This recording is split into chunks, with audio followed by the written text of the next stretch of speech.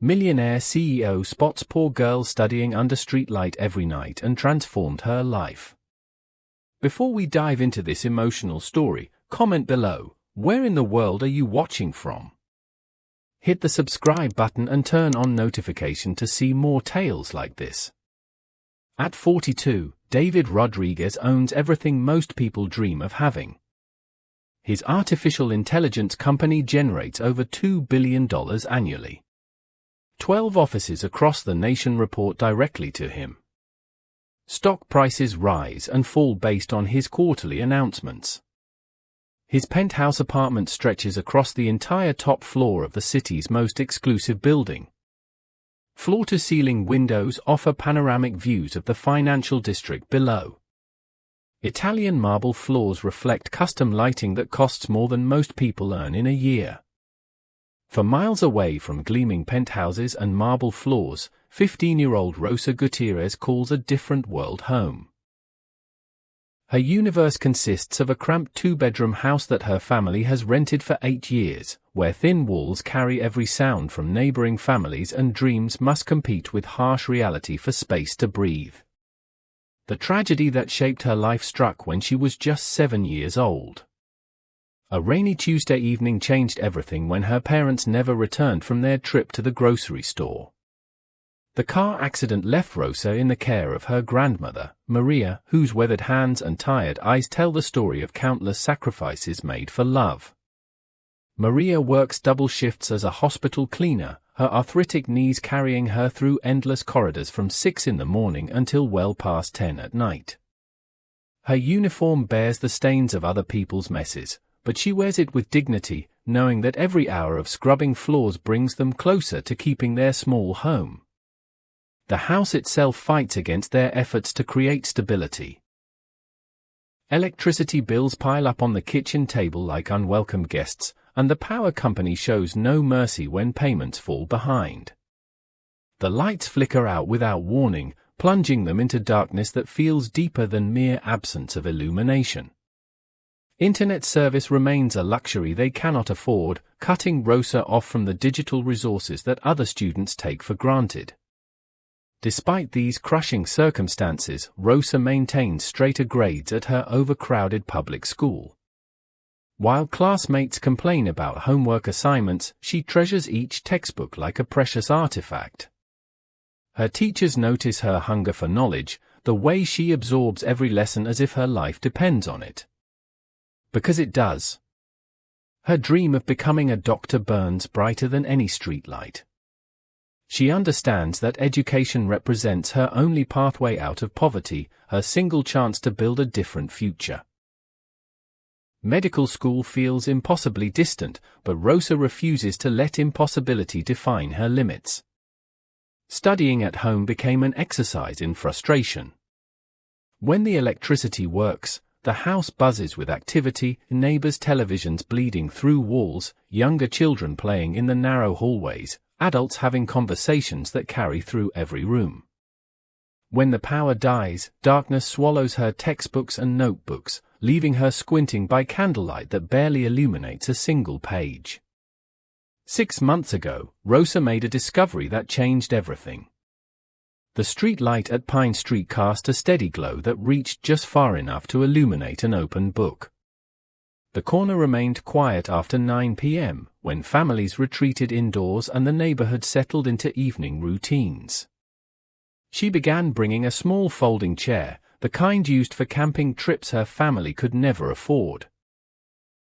During daylight hours, she hides it behind a dumpster near the corner, retrieving it each evening like a secret weapon in her battle against circumstance. The chair becomes her desk, her sanctuary, her proof that determination can overcome any obstacle. Weather cannot break her resolve.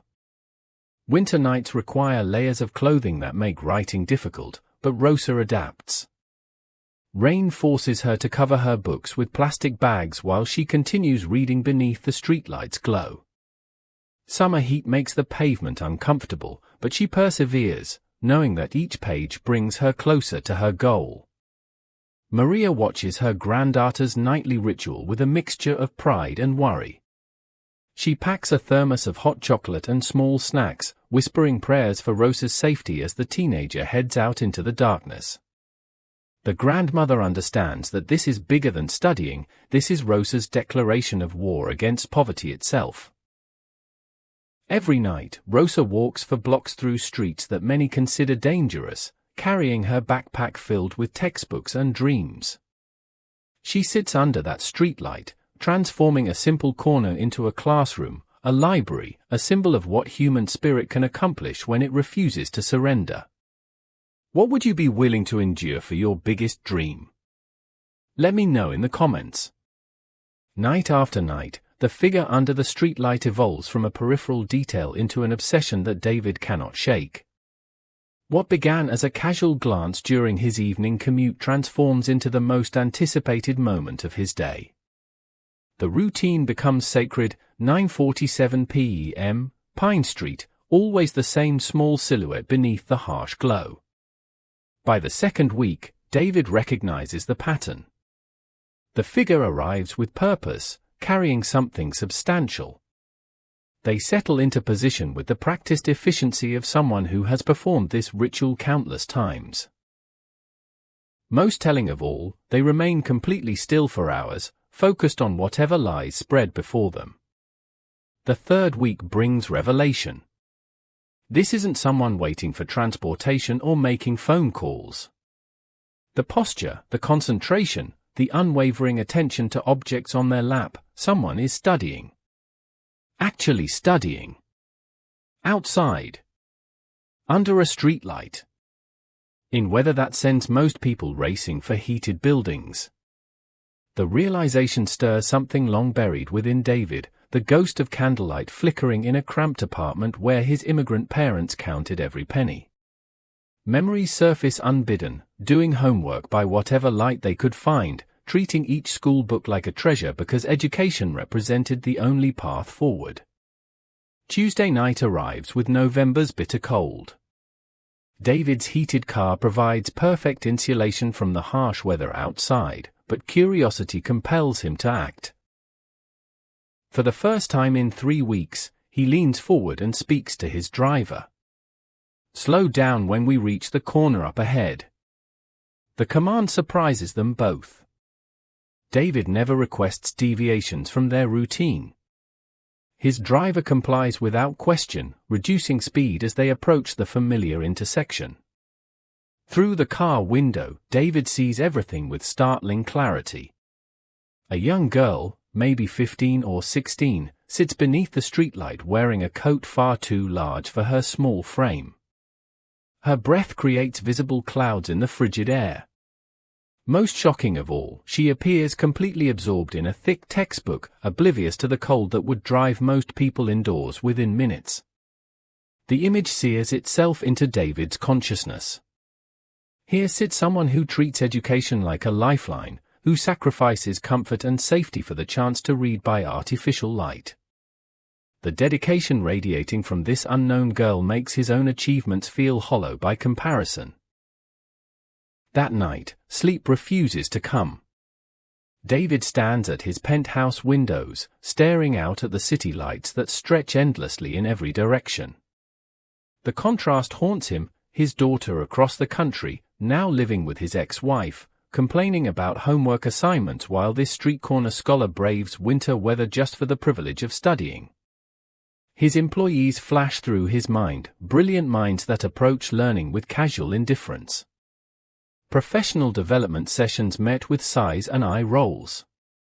Training programs treated as obligations rather than opportunities.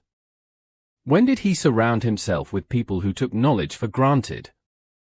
The girl under the streetlight has shown him something he thought extinct, the treatment of learning as a precious gift rather than a burden to endure. Her image strips away the layers of success that have insulated him from authentic human experience. For the first time in years, David feels genuinely moved by another person's struggle. Questions multiply in the darkness of his luxurious bedroom. Who is she? What circumstances drive her to such extremes? How many others like her exist in the neighborhoods he never sees? The sight of her dedication has cracked something open inside him, exposing the emptiness that no amount of wealth has been able to fill. The seeds of transformation take root in his mind, but David doesn't yet understand what they will grow into. He only knows that tomorrow evening, he will look for her again. And this time, he might do more than simply observe. The morning after his sleepless night, David cancels his first 3 meetings. Instead, he sits at his desk with his laptop open, researching the neighborhood where Pine Street intersect. What he discovers transforms his emotional response into something far more complex and urgent. The statistics paint a devastating picture. The girl under the streetlight doesn't represent an isolated case of hardship, she embodies the reality of an entire community forgotten by prosperity. Her local high school reports a dropout rate of 40%. Nearly half of all students who enter never graduate, their dreams abandoned before they've had a chance to fully form. David scrolls through more data, each number hitting like a physical blow. 70% of students work part-time jobs, not for spending money or college savings, but to help their families pay for basic necessities.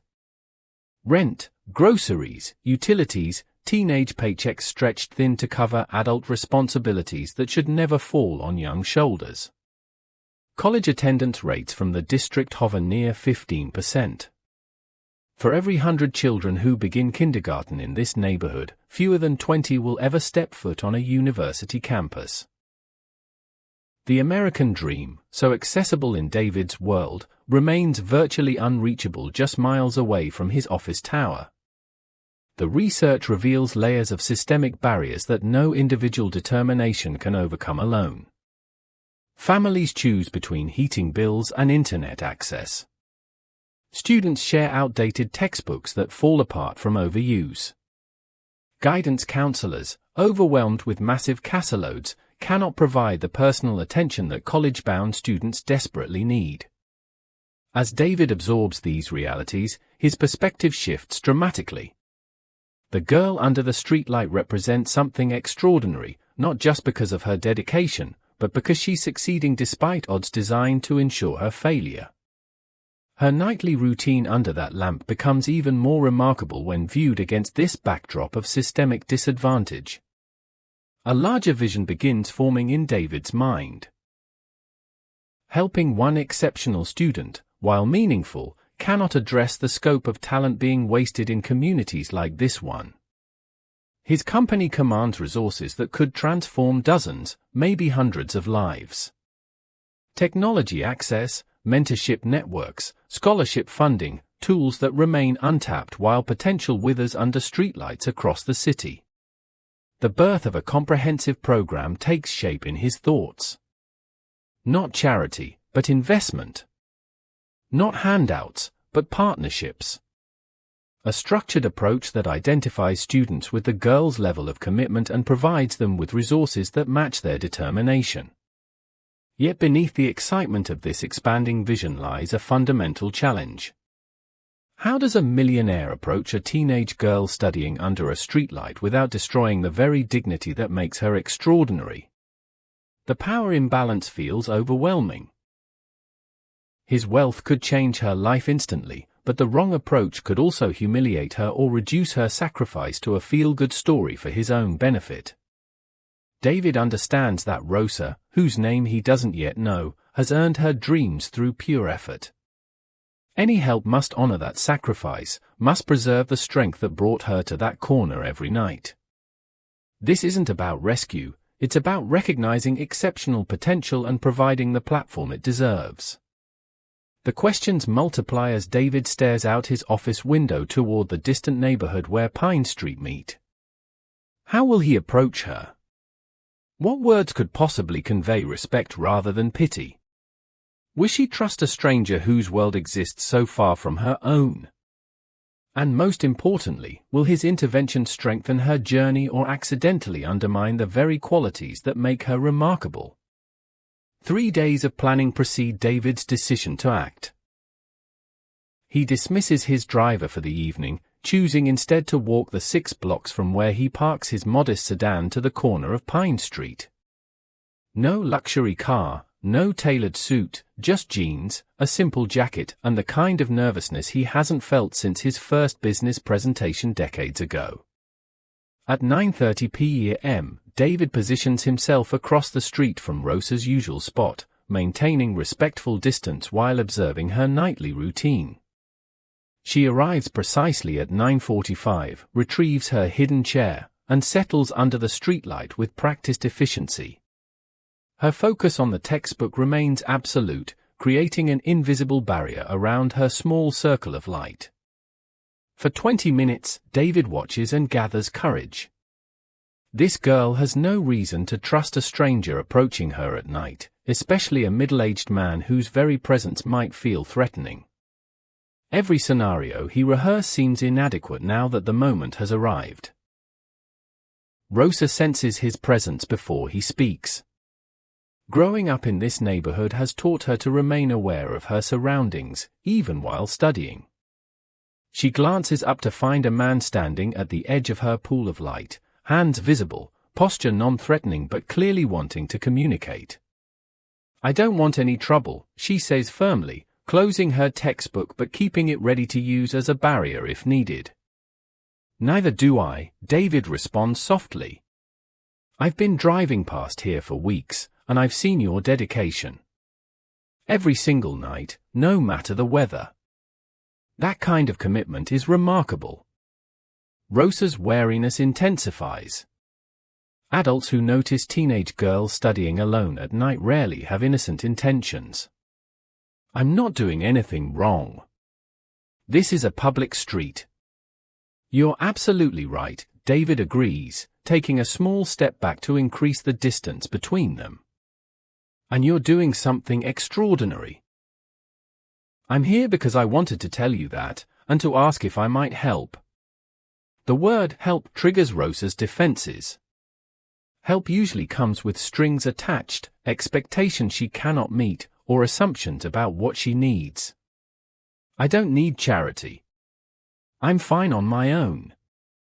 David nods, recognizing the fierce independence that brought her to this corner every night. "This isn't charity. It's recognition. When I was growing up, my family didn't have much either. I remember doing homework by candlelight when the power got shut off.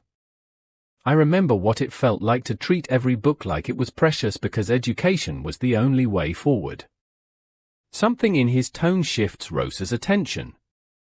The sincerity feels genuine, lacking the condescension she's learned to expect from well-meaning adults who don't understand her reality.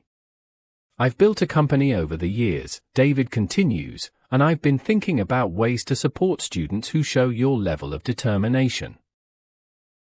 I'd like to offer you a stable place to study, somewhere with reliable internet, proper lighting, and comfortable seating. And beyond that, I'd like to help you plan for college." The words hit Rosa like a physical force. She stares at this stranger who has just offered solutions to problems she thought she'd have to solve alone for years to come.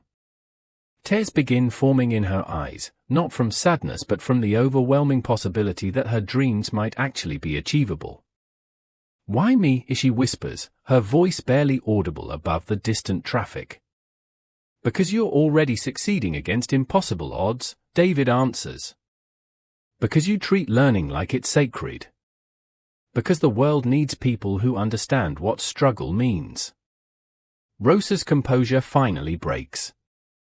The weight of months spent studying under streetlights, of worrying about her grandmother's double shifts, of wondering if college would remain forever out of reach, all of it crashes over her at once. She covers her face with her hands as tears flow freely. David remains at his respectful distance, allowing her this moment of release. When she finally looks up, her eyes hold a mixture of hope and caution that breaks his heart. "I need to talk to my grandmother," Rosa says, her practical nature asserting itself even in this emotional moment. "Of course," David agrees immediately. "In fact, I insist on it. This affects your whole family, and any decision should include her. Would it be possible for me to meet her?" For the first time since David approached, Rosa allows herself to fully consider his offer. The possibility of studying somewhere warm and well-lit feels almost too good to imagine. College, which seemed like a distant mountain she'd have to climb alone, suddenly appears achievable with the right support. David feels something awakening in his chest that he hasn't experienced in years, purpose that extends beyond profit margins and stock prices. This conversation has reminded him why success should matter, and for whom. What would you have felt if you were Rosa? Drop a comment below. Shock, suspicion, or hope. Let's see what dominates. Within 48 hours of meeting Rosa's grandmother, Maria, David sets practical changes in motion. A team from his company arrives at their small house, not to renovate or replace, but to ensure basic necessities function reliably. Stable internet connection, backed-up electrical service, and a small study area in Rosa's bedroom, simple modifications that transform her daily reality. The psychological shift proves as dramatic as the physical changes. For the first time in months, Rosa sits down to study without wondering if the lights will suddenly cut out. Her mind, previously divided between homework and worry about basic utilities, can now focus entirely on learning. The difference in her academic performance becomes immediately apparent. David arranges for graduate students from nearby universities to provide tutoring support in subjects where Rosa shows interest but lacks resources. Advanced mathematics, laboratory sciences, college preparation courses, areas where her current school simply cannot provide adequate instruction. These sessions happen in her home, preserving the comfort and dignity that David considers essential. The scholarship process unfolds with careful attention to Rosa's input. Rather than imposing arbitrary requirements, David works with her to establish goals that challenge her while remaining achievable. Full college tuition, living expenses, and academic support, contingent not just on grades, but on continued demonstration of the resilience that first caught his attention. Rosa's response exceeds every expectation. With stable study conditions and proper resources, her grades climb from excellent to extraordinary. More importantly, her confidence grows. She begins speaking about medical school not as an impossible dream, but as a realistic goal requiring specific steps she can now take. David's company undergoes parallel transformation. The Rodriguez Determination Scholarship launches with Rosa as its first recipient, but the criteria expand to identify other students demonstrating similar commitment despite challenging circumstances. The selection process focuses on documented perseverance and resourcefulness rather than standardized test scores alone. Company resources deploy strategically across Rosa's school district. Technology laboratories equipped with modern computers appear in schools that previously relied on outdated equipment. Employee mentorship programs pair working professionals with students showing exceptional drive. David's employees, initially skeptical of these social initiatives, discover unexpected satisfaction in guiding young minds toward their potential. The boardroom conversations that once centered exclusively on profit margins now include social impact metrics. David tracks scholarship recipients' progress with the same intensity he once reserved for quarterly earnings reports. Success gets redefined to include lives changed alongside revenue generated. David's personal involvement goes far beyond writing checks. He spends time at Rosa's school, observing classroom conditions and talking with teachers about their challenges.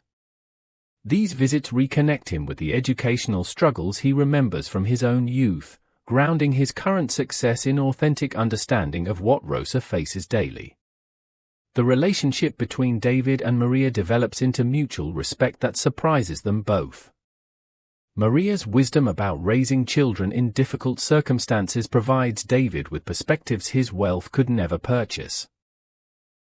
Their conversations about Rosa's future include practical concerns about maintaining her connection to her community even as new opportunities emerge.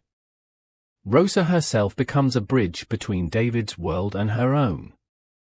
Her insights about which forms of support actually help versus those that merely make donors feel good guide the scholarship program's evolution. She maintains her humility while growing into the leadership role that David recognizes was always within her. This experience catalyzes unexpected changes in David's relationship with his own daughter. Inspired by his connection with Rosa, he reaches out across the country with genuine interest in his daughter's life rather than duty-driven check-ins. The conversations remain tentative, but they carry authenticity that was missing for years. The transformation unfolds not as a fairy tale with instant resolution, but as the beginning of sustained hard work backed by crucial support. Rosa still studies long hours, still dreams of medical school, still carries the weight of her community's expectations. The difference lies in having resources that match her determination and a mentor who understands that opportunity without dignity remains incomplete. David discovers that his greatest business success pales in comparison to watching Rosa's potential flourish with proper support. The empty penthouse gradually fills with purpose as he commits increasing time and energy to expanding the scholarship program beyond a single exceptional student to a systematic approach to identifying and nurturing untapped talent. 18 months after that first conversation under the streetlight, Rosa leads her high school's academic honors list while simultaneously completing advanced placement courses that will earn her college credit. Her acceptance letters begin arriving from prestigious universities, each one representing a door that once seemed permanently locked. Pre-med programs that previously existed only in her dreams now compete for her attention with generous offers. The Rodriguez Determination Scholarship expands beyond Rosa's singular story. 23 students across the district now receive support based on demonstrated resilience rather than perfect test scores. Their backgrounds vary dramatically, a teenage father balancing night classes with work shifts, a recent immigrant mastering English while maintaining straight A's, a student caring for younger siblings while pursuing engineering dreams. Each scholarship recipient brings unique insights that reshape the program's evolution. The mentorship component grows stronger as David's employees discover that guiding struggling students toward success provides satisfaction missing from their corporate achievements. Company culture shifts perceptibly as social impact becomes as valued as quarterly profits. The communities touched by these investments experience measurable change. Rosa's high school sees its college attendance rate climb from 15% to 38% within 2 years. Teachers report increased student engagement when learning connects to realistic pathways toward higher education. Parents begin viewing academic excellence as achievable rather than extraordinary. David himself undergoes the most profound transformation of all. The hollow success that once defined his existence fills with genuine purpose as he witnesses potential flourish with proper support. Board meetings now energize him when they include scholarship program updates. His penthouse apartment, while still luxurious, no longer feels like an elegant prison but rather a base of operations for meaningful work. The tentative relationship with his own daughter gradually strengthens as their conversations shift from duty-driven check-ins to authentic exchanges about her interests and goals. She notices the change in her father's voice when he discusses his work, the passion replacing the mechanical recitation of business achievements. Rosa's original corner at Pine Street takes on symbolic significance that extends far beyond her personal story. The streetlight that once provided her only source of study illumination now represents something larger, the power of truly seeing another human being struggle and responding with dignity rather than pity.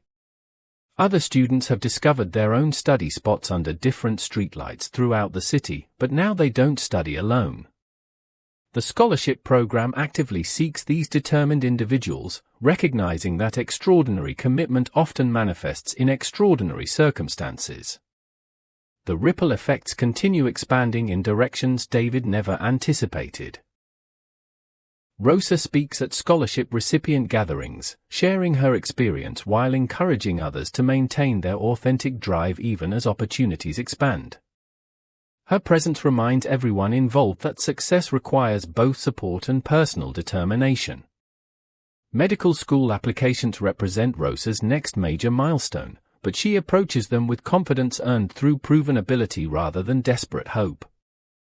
Her essay topics center on bringing healthcare to underserved communities, completing the circle from her own experience of need to her future role as a provider of solutions. The true measure of David's wealth reveals itself not in financial statements but in graduation ceremonies where scholarship recipients walk across stages their families never thought they'd see. Each degree earned represents potential unlocked, dreams realized, and futures brightened through the simple act of recognition. That streetlight still shines every night at Pine Street, but its significance has evolved. What once illuminated one girl's determination now symbolizes the light of opportunity that can ignite countless futures when offered with respect and genuine support. Who deserves to be a senior in your community? What small act could make a difference? Share your thoughts below. Stories like David and Rosa's remind us of the power of human connection. If you want more real-life stories that challenge and inspire, hit subscribe and ring the notification bell. You won't miss a single one. Who knows whose life the next story might change?